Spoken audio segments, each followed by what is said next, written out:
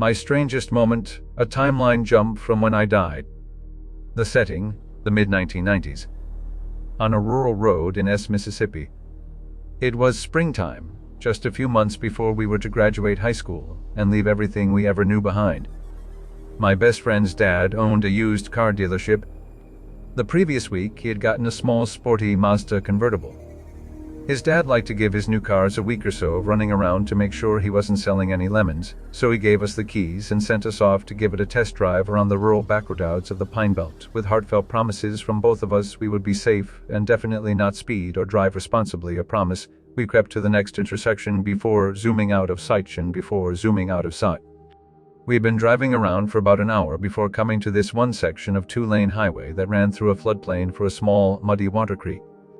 The road was on an embankment so it wouldn't flood every time it rained, so there were steep, 15-foot-high drop-offs on either side of the road. There's no pulling over to the side of the road if you were to break down on this section of roadway.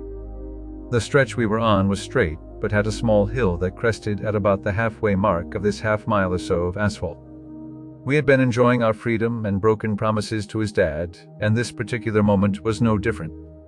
We quickly ran up to a car that was very likely going the speed limit, but they were driving way too slow for us in that little Mazda. My friend and I looked at each other with a grin.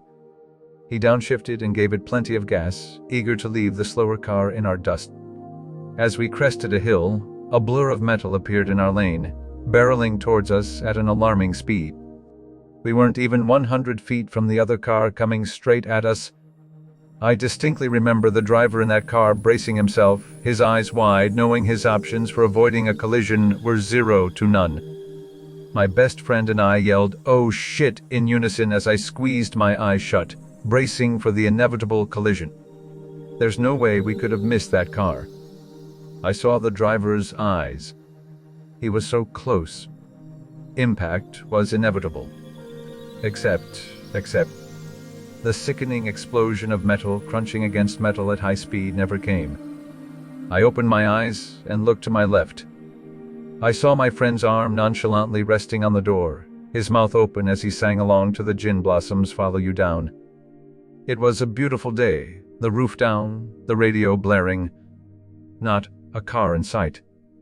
Not even the one we attempted to pass. I blinked a few times, looked again to make sure I was believing what I was seeing. Not wanting to hear my friend gloat about how awesome of a driver he is, I didn't ask him how he avoided the other car. He didn't even seem fazed about it. I am a skeptical man, but that incident was one of two things in my life I simply cannot explain. In our 30s, when we happened to find ourselves in the same town one evening, we met up for beers. Between asking about our careers and family, I brought up the incident again. "Remember that time your dad gave us the Mazda to drive around, and how we almost hit that car?" He thought about it for a second, and I saw the blood drain from his face. "Holy shit," he said. "She remember that. What the hell happened?" I told him I didn't know, but I had hoped he would have filled in the blanks. I felt an ice-cold chill race up my spine. This past year, he brought his family to my town for a vacation. They came to my house for dinner, and I wanted to tell our wives this story and have him tell his side of it all. This time, my friend seemed to have no recollection of it, as if his mind had completely erased of the experience.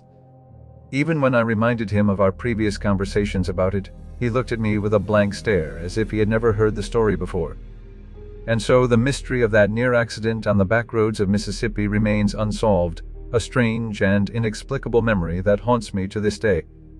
A mystery that seems to get stranger as the years go on.